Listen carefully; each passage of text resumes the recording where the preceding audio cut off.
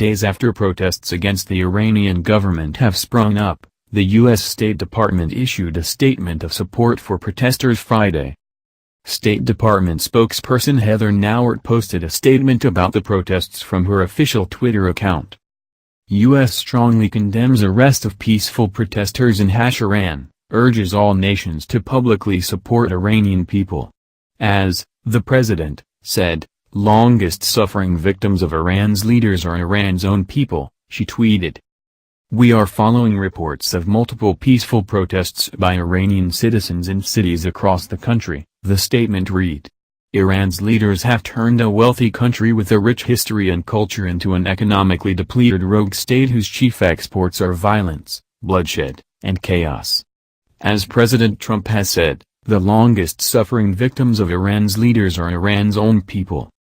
The United States strongly condemns the arrest of peaceful protesters, the statement continued. We urge all nations to publicly support the Iranian people and their demands for basic rights and an end to corruption. On June 14, 2017, Secretary Tillerson testified to Congress that he supports those elements inside of Iran that would lead to a peaceful transition of government. Those elements are there, certainly, as we know. The Secretary today repeats his deep support for the Iranian people, the statement concluded. Iranians are protesting because of the country's bad economy and high inflation. Protesters are reportedly chanting, "Never mind Palestine, think about us," referring to the Iranian government's insistence on condemning Israel's actions in the West Bank while their own citizens suffer.